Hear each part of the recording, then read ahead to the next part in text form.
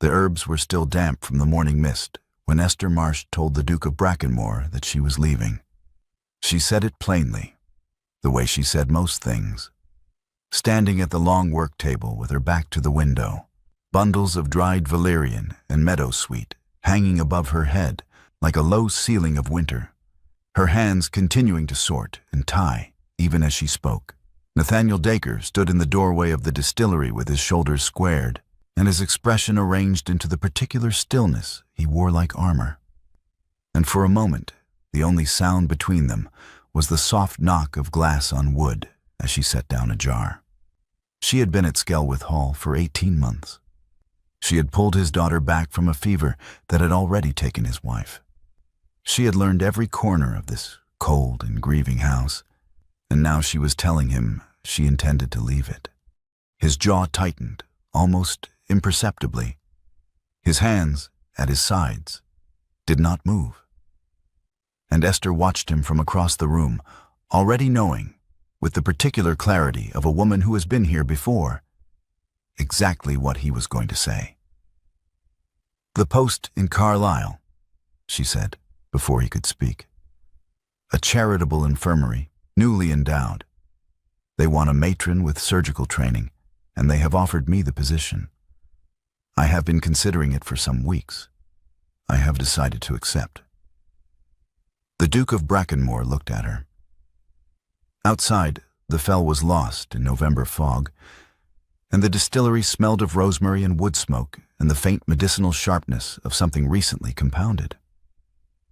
"That is imprudent," he said at last. "I have considered it carefully. Cecily depends upon you." "Cecily is well. She has been well for 6 months, Your Grace. She does not require a healer in permanent residence. She requires a governess, which she does not yet have." Something moved across his face and was suppressed before it could become a readable expression. He took one step into the room, then stopped, as though the threshold were a line he had decided, at the last moment, not to cross. "I will speak with my mother," he said. "She will be at Skelwith by the week's end. I will ask her to. She will speak with you." Esther set down the length of twine in her hand. She did so without haste, and she looked at him with an expression that was entirely courteous and entirely unreadable. "As you wish, Your Grace," she said. He left. The door of the distillery closed behind him, and Esther stood for a moment in the amber light with the herbs overhead and the fire at her back. And then she crossed to the writing table in the corner, drew out the letter she had already drafted, dipped the pen, and signed her name. She sealed it before the wax had fully cooled. What the Duke of Brackenmoor did next, the household at Skelwith would not have been able to describe, because no one in the household watched him closely enough to notice the particular geometry of his days. Esther noticed. She had noticed for months, the way a woman notices things she has decided not to act upon, filing the information away in some careful interior room and refusing to examine it. But the listeners should know what Esther did not yet allow herself to know. Nathaniel Dacre walked from the distillery back through the east passage and up the main stair, and on the second landing he paused outside a door that had not been opened since the 14th of March, 4 years ago. The key was in his waistcoat pocket. He carried it there always, though he had not used it in 3 years. He stood at the door for a moment with his hand not quite touching the wood, and then he continued down the corridor to his study, where he sat at his desk without lighting the lamp and did not write any letters. Each night, after the house was quiet, he went back to that door. He did not open it. He lit the small candle in the iron holder on the side table in the corridor, a candle that the housemaid replaced each morning without comment, because it was always burned entirely down by dawn. And he sat in the chair across from the closed door, and he was still in the way that men are still when they are holding something that cannot be set down.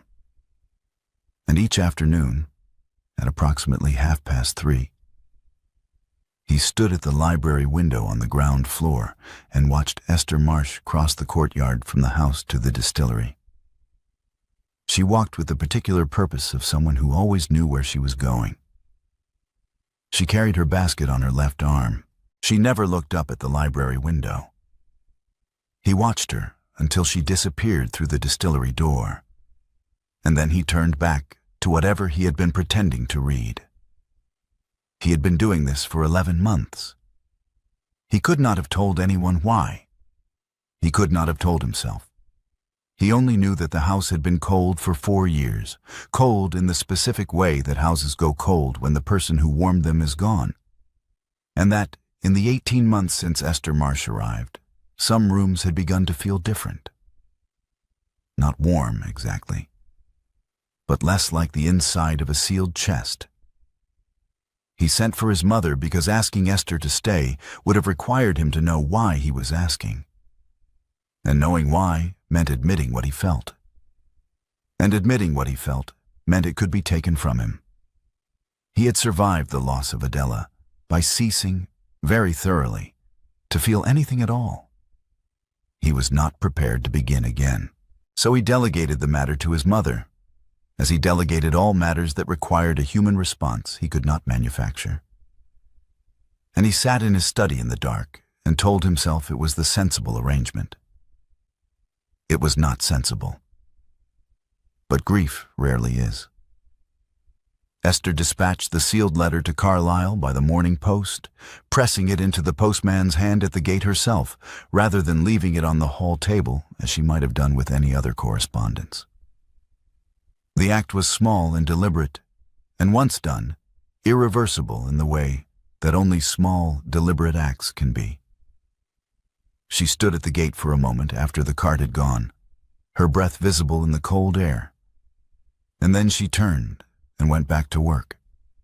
The morning brought a chest complaint in the village, old Mr.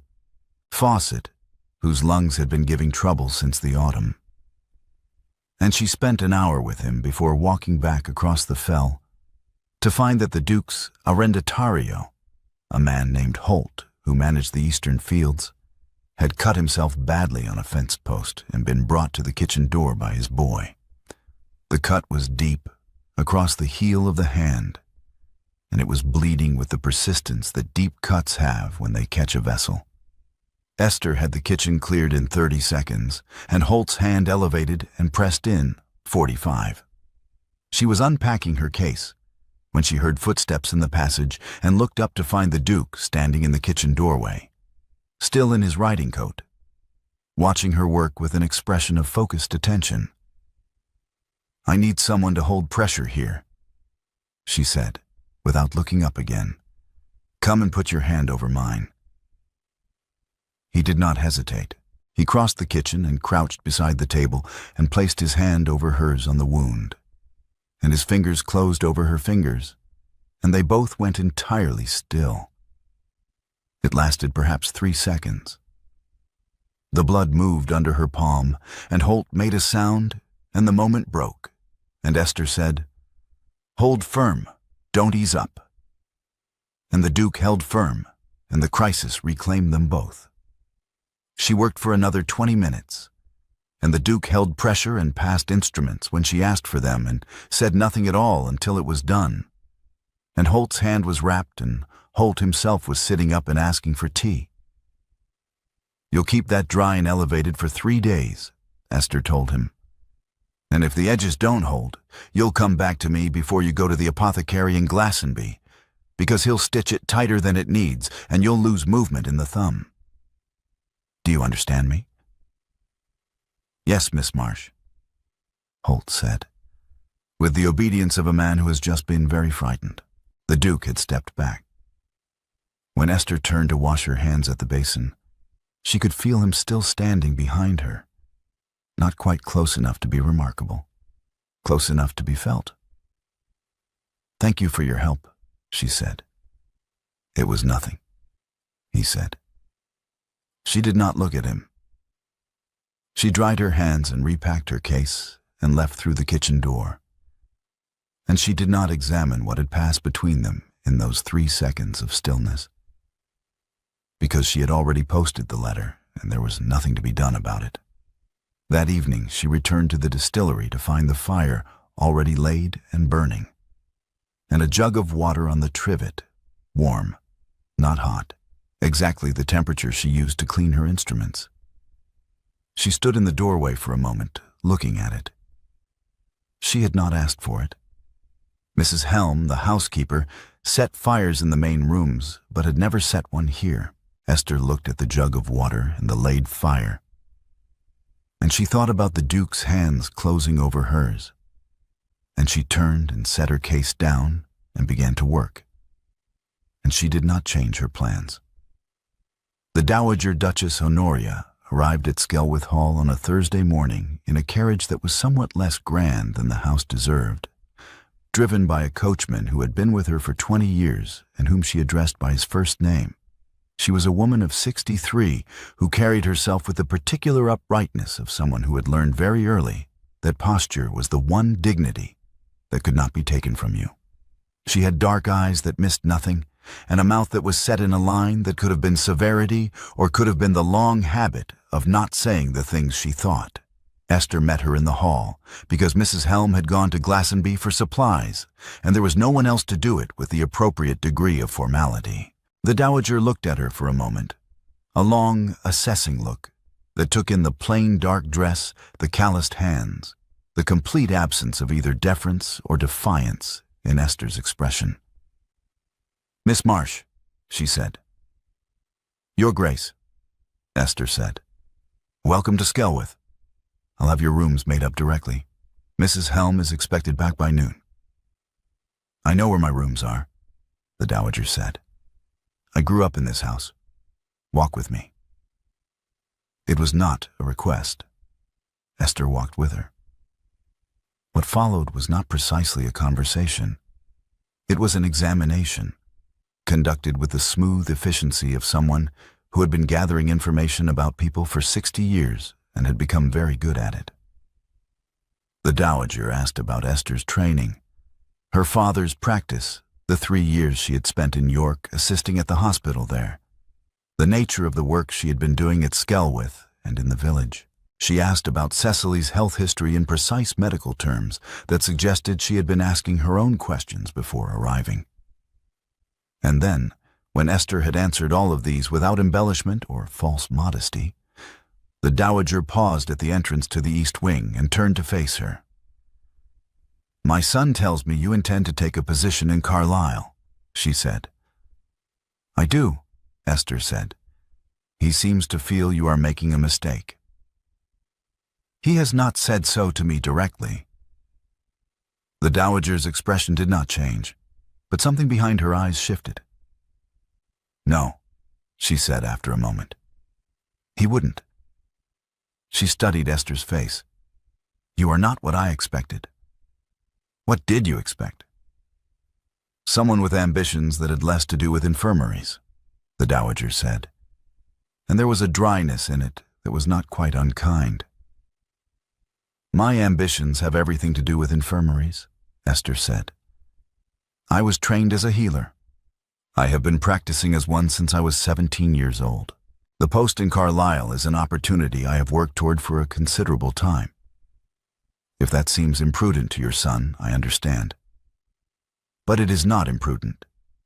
It is the next thing I intend to do." The Dowager looked at her for a long moment. Then she nodded once, as if something had been confirmed. "Come and show me the village case you managed last week," she said. "Nathaniel mentioned it in his letter. The chest complaint." They spent the rest of the morning together, and by the end of it, the Dowager had asked no more questions about Carlisle, and Esther had the distinct impression that the examination had concluded and that she had, against reasonable expectation, passed it. The Dowager went to her son that afternoon. Esther did not witness the conversation, but she heard its end through the open door of the library, which she was passing on her way to the stillroom, heard the Dowager's voice, even and precise, and then the Duke's voice, quieter, and then a silence that lasted long enough that Esther had turned the corner before either of them spoke again. That evening, Mrs. Helm reported to Esther, with the careful neutrality of a woman who had worked in the house for 22 years and had opinions about everything, that the Dowager had come out of the library, looking as though she had walked into a room expecting a fire, and found only cold ash. Esther found the Duke in the corridor outside the library the following morning and stopped him before he could retreat into it. "I would like a word with you, Your Grace," she said. "A direct one, if you'll allow it." He stopped. He turned. His expression was composed in the way that suggested it had required some effort to compose it. "Miss Marsh," he said. "You sent your mother to speak with me," Esther said, "as though my decision to take the Carlisle post were a domestic matter to be managed, as though I were a piece of correspondence that had been misdirected and needed only to be redirected by the appropriate authority. I thought she might—" "I know what you thought," Esther said. She kept her voice level. She had learned, in the years since the last time a man had managed her this way, that anger delivered plainly was more effective than anger delivered loudly. "I have been in this position before, Your Grace. A man who wanted my presence but would not claim it, who kept me near enough to be useful and far enough away to be deniable, who allowed the situation to continue until it became inconvenient, and then allowed someone else to resolve it." She paused. "I left that situation. I built something else. I am not going to occupy that position again." The Duke said nothing. He was looking at her with an expression she had not seen on him before. Not the composed blankness he usually wore, but something rawer underneath it. Something that had the quality of a man who has been handed a mirror and does not recognize what he sees. "If you have something to say to me," Esther said, "then say it yourself. But if you have nothing to say to me yourself, then your mother has nothing to say on your behalf. She is a perceptive woman. I think she understands that already." She waited. The corridor was cold, and the light through the narrow window was flat and gray, and the Duke of Brackenmoor stood before her with every visible surface of him held in perfect control, and said nothing that constituted an answer. "I will be gone in 12 days, Esther said. And she left the corridor, and she did not look back. He stood at the library window for a long time after she had gone. He watched her cross the courtyard, the familiar line of her, the basket on her left arm, the purposeful walk, and he watched the distillery door close behind her, and he did not move. In the corridor behind him, the Dowager Duchess stood very still. She had been passing on her way to the morning room when she heard Esther's voice, even precise and utterly without self-pity, and she had stopped and listened to every word. She had watched her son's back throughout, had watched the line of his shoulders, had watched him hold himself still with the particular rigidity of a man who is afraid that if he moves, he will say something he cannot take back. And then she had watched him let Esther walk out. The Dowager stood in the corridor for a long moment after the library door had swung to behind Nathaniel. She thought about 30 years in this house. She thought about the old Duke, her husband, who had wanted her presence and had never claimed it. Not once in 30 years, not with words, not with any gesture that could have been witnessed. She thought about the particular quality of that silence, which she had learned to mistake for dignity and had only recognized, very late, as cowardice. Her expression settled into something that was not anger and was not grief. It was the particular hardness of a woman who has made a decision. She went upstairs to find Esther. It was Cecily who broke it open. Esther was in the schoolroom with her, 4 days before her departure, helping her practice her letters. It was not strictly her duty. But the governess position was still unfilled, and Cecily had a way of appearing at Esther's elbow with her slate that made it impossible to send her away. They were sitting together at the schoolroom table, when Cecily looked up from her letters with the sudden directness that children have when they have been thinking about something for some time and have finally decided to say it. "Papa watches you from the library window every afternoon," Cecily said. "When you walked to the distillery, did you know?" Esther kept her eyes on the slate in front of her. "Did he tell you that?" Cecily shook her head. "No, I saw him. He stands at the window and watches until you go inside. He used to do the same thing with Mama before she was ill." She picked up her chalk with the unconcerned air of a child who has delivered her information and considers the matter settled. "I thought you should know." Esther sat very still. She thought about the fire laid each morning in the distillery. She thought about the jug of warm water on the trivet. She thought about the way his hands had closed over hers on the wound, and the 3 seconds of absolute stillness, and his voice saying, "It was nothing," in a tone that had sounded like a man saying the opposite. She said carefully, "Thank you for telling me, Cecily." And she helped her finish her letters, and she did not say anything else. Later that afternoon, following the sound of footsteps in a corridor she rarely used, she found herself at the end of the East Passage. Standing before a closed door she had walked past 100 times without stopping. The door to Adela's rooms. She knew what it was. Everyone in the house knew what it was. The door that had not been opened in 4 years. The corridor where a candle burned each night until dawn. She had stopped in front of it without quite intending to, and she was still standing there when she heard footsteps behind her and turned to find the Duke. He stopped when he saw her. For a moment, neither of them spoke. The corridor was very quiet, and the light was failing outside the narrow window at its end, and the closed door was between them and behind her at once, and the grief that lived in this part of the house was suddenly as present as a third person.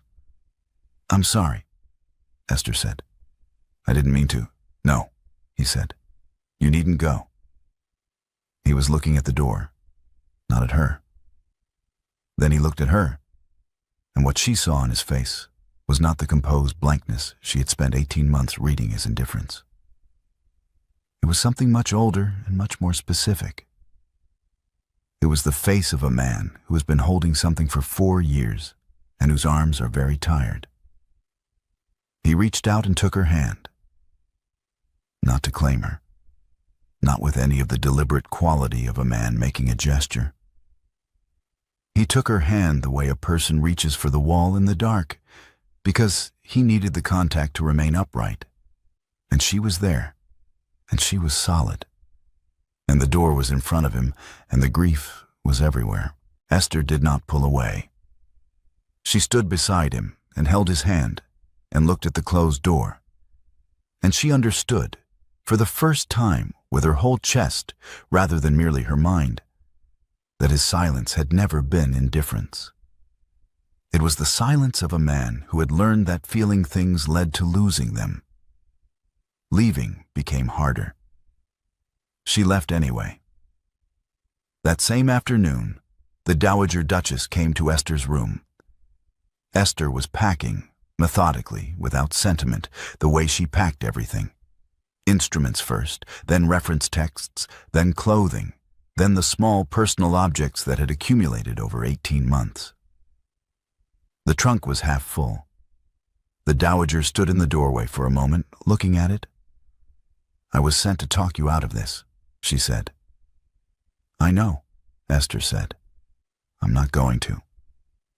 The Dowager crossed the room, picked up the shawl that was folded on the chair, and placed it in the open trunk. She did it with complete matter-of-factness, as though she had always intended to come and help pack. "I spent 30 years in this house," she said, "as the wife of the old Duke. He was not an unkind man. He simply never. He kept me close because I was useful and convenient. And he never once said, in 30 years, that he wanted me there. Not because he felt nothing. I believe he felt a great deal. But feeling it and saying it were different things, and he chose the easier one. She smoothed the shawl flat in the trunk. I will not help my son do the same to you. Esther looked at her. He has done everything except the one necessary thing, the Dowager said, with a precision that left no room for argument. He has watched you from the library window for 11 months. He has had warm water laid in your distillery each morning since December. He sat with you in the east corridor this afternoon and held your hand as though you were the only steady thing in the house. She picked up a folded linen from the pile on the bed and set it in the trunk. And when you told him plainly that you would not be anyone's unnamed comfort, he said nothing. Because saying something would have meant wanting something. And wanting something would have meant being able to lose it. She paused. He is his father's son in that particular way. And I am sorry for it. Esther was quiet for a moment. Then she said, He might change. He might, the Dowager said. But you should not stay to find out. If he changes, he can find you in Carlisle. She picked up another folded garment. Shall I do the books, or will you? They finished the packing together, and 2 days later, Esther Marsh climbed into the hired coach at the Skelwith gate, with her trunk strapped to the back and her case on the seat beside her, and the house behind her in the November fog. And she did not look up at the library window, though she knew he was there. Skelwith Hall in the weeks after Esther's departure was a house that had forgotten how to be inhabited. It was not that things ceased to function. Mrs. Helm ran the household with the same grim competence she had always applied to it. Fires were laid, meals were served, the tenants' accounts were managed. But the particular quality of the house had changed in a way that was difficult to name and impossible to ignore. The rooms felt larger. The silences between sounds felt longer. Cecily stopped eating with any enthusiasm. Grew quiet in the way that children grow quiet when they have understood something they do not have the words for.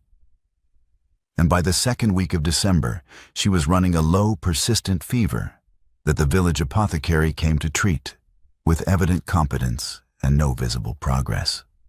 The Duke sat at Cecily's bedside each evening and watched her sleep with the careful attention of a man who has already lost one person in a bed and understands precisely what that means. She was not in crisis. The apothecary said so. The fever was low, resistant, and stubborn, and it was not crisis. And the Duke sat with his daughter and knew that Esther would have seen something the apothecary was missing and would have said so plainly and fixed it. And there was no Esther. Lady Otterburn arrived on a visit that had the quality of something long planned.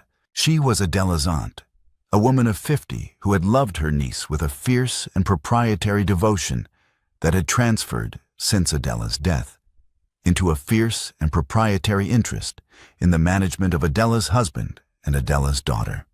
She brought with her, at dinner on the second evening, a casual reference to a Miss Cavendish of Westmoreland.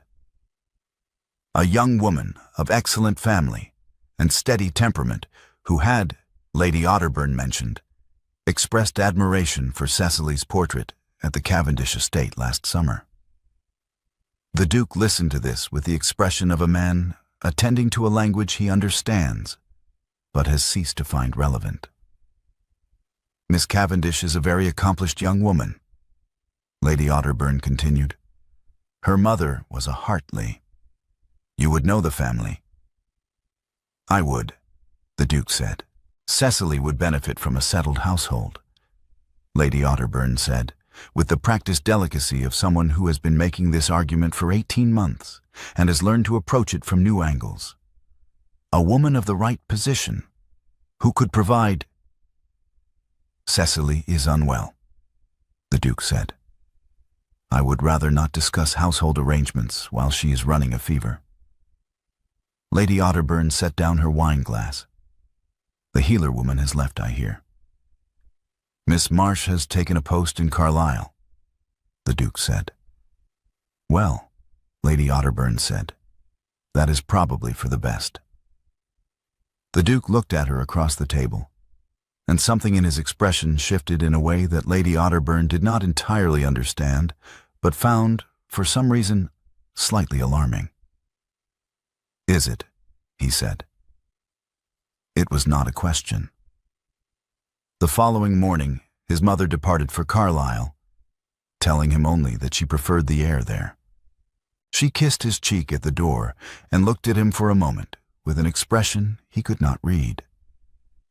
And then she climbed into her carriage and left him with the full, unmediated weight of the cold house. In Carlisle, the infirmary was taking shape around Esther, the way that things take shape when someone who knows what she is doing applies herself to them without interruption. The building itself was half finished when she arrived, a former merchant's warehouse, newly acquired by the charitable committee. Its walls freshly whitewashed and its windows still unglazed in the upper rooms. She spent the first week making lists. She spent the second week implementing them. By the third week, she had a working dispensary, 2 functioning wardrooms, and the beginnings of a system for patient intake that the committee's secretary called, with evident admiration, the most organized thing he had ever seen. The difficult case came in her 4th week. A young dock worker named Sims, 22 years old, had been running a fever for 9 days when his foreman brought him in. The local physician had seen him twice, had prescribed the standard course, and had told the foreman, with the careful honesty of a man who does not like to give bad news, that the prognosis was uncertain. Esther spent 3 days with Sims.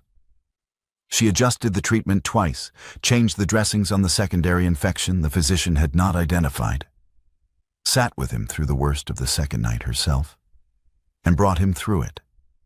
By the end of the week, he was sitting up and asking for his breakfast, and the committee's physician was looking at Esther with an expression that was equal parts professional respect and slightly wounded pride.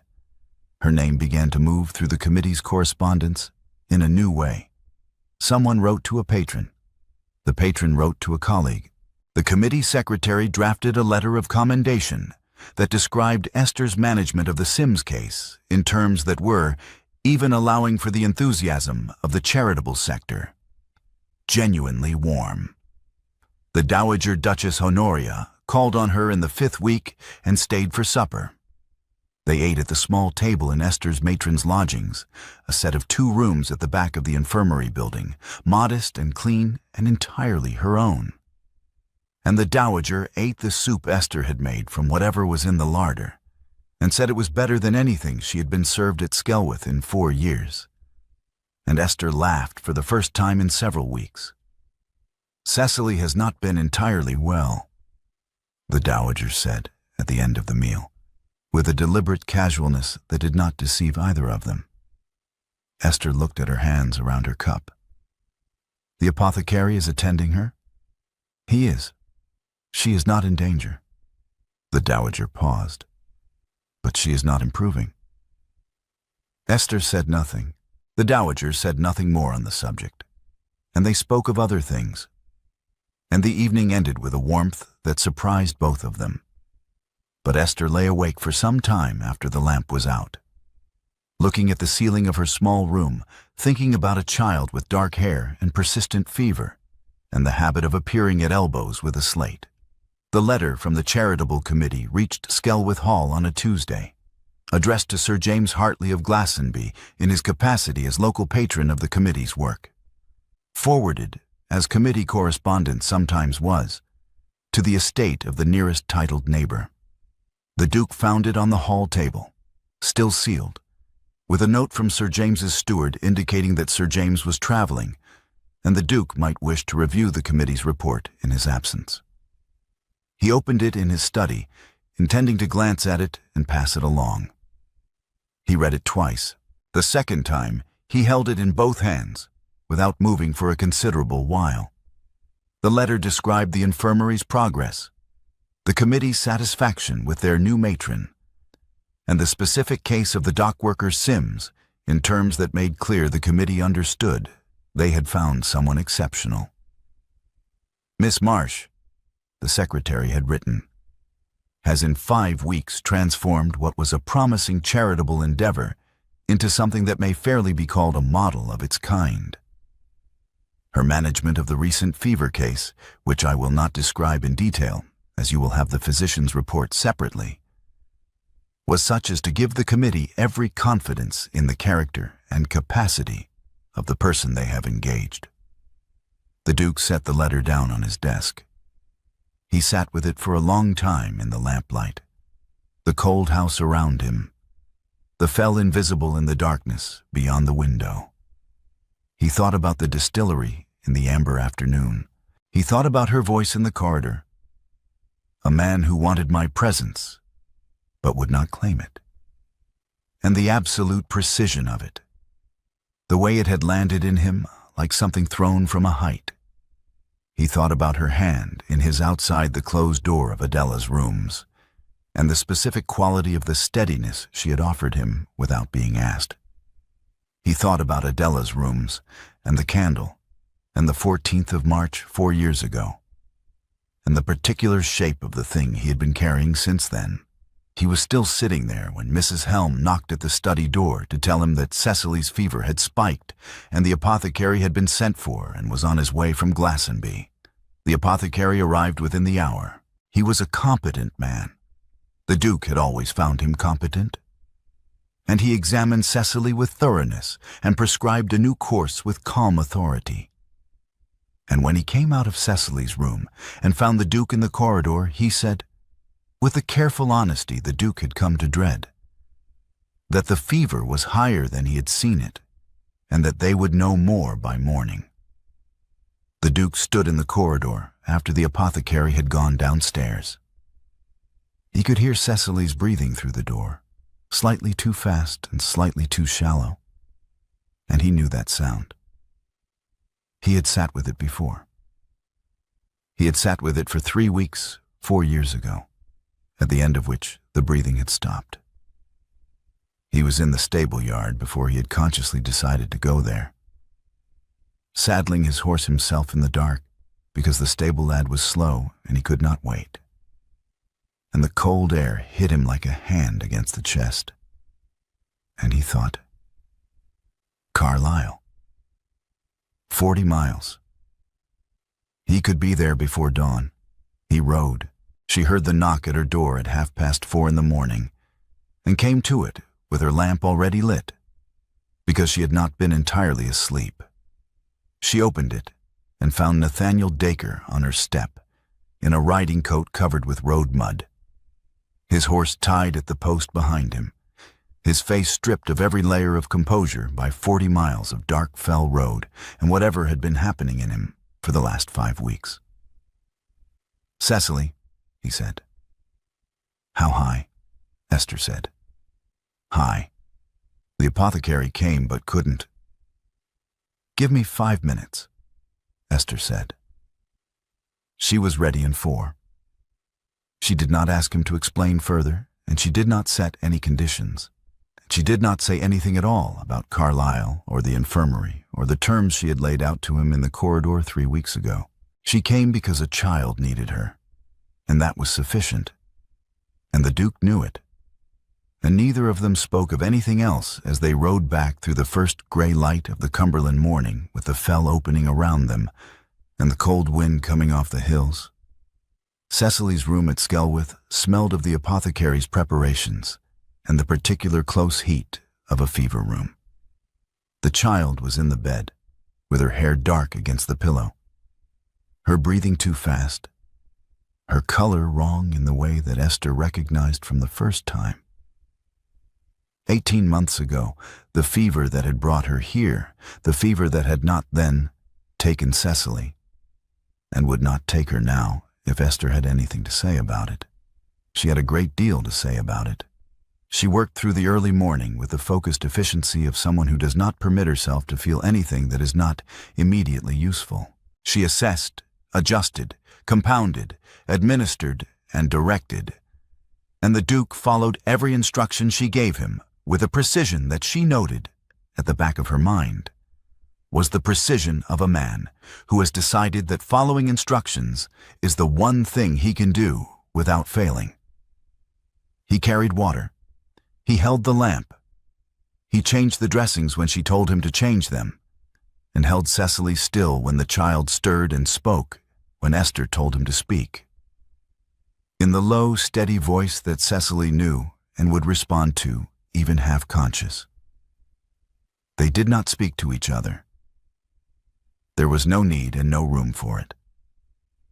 The crisis came at 6:30 in the gray light of the winter morning, when Cecily's breathing changed in the way that breathing changes at the worst point. Faster, shallower, the small body working too hard. Esther was already at the bedside, already doing the next necessary thing. And the Duke was beside her.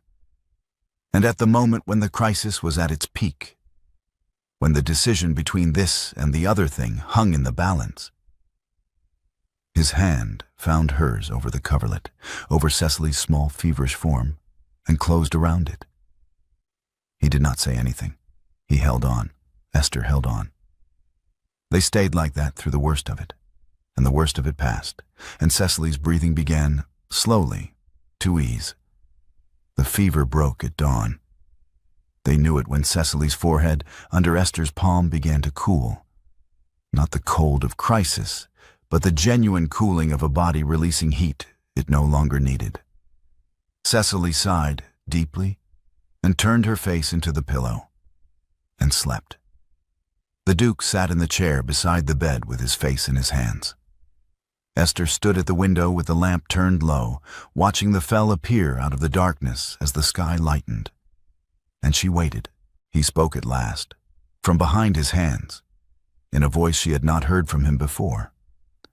Rough and uneven, as though the words were being drawn up from somewhere they had been stored for a very long time, without light or air. "I stopped living when Adela died," he said. "I kept the rooms closed, and I lit the candle, and I told myself it was grief, and it was grief. But it was easier to feel nothing, to manage things, to send my mother because sending my mother meant I did not have to come myself, and coming myself meant—" He stopped. He started again. "You have been in this house for 18 months, and every day I watched you from the library window, and every day I knew what it was, and every day I—" He stopped again. "I sent my mother because asking you to stay meant wanting you to stay, and wanting meant being able to lose you. And I was not." His voice broke on the last word, briefly and completely. "I was not prepared to lose anything else." Esther listened to all of it. She stood at the window with the dawn coming in around her, and she let him say every word of it. And when he was finished, she turned and looked at him. This composed and armored man, sitting in a chair with his face broken open by exhaustion and relief and the particular courage it takes to say the true thing after 4 years of not saying it. She said, "I am glad Cecily is safe." He looked up at her. "I will stay today," she said, "until she is well enough that the apothecary can manage the rest. And then I will go back to Carlisle." She kept her voice level and kind and entirely clear. "I will not be the woman a man notices at the hour he needs her and sends away at the hour he doesn't. I have been that woman.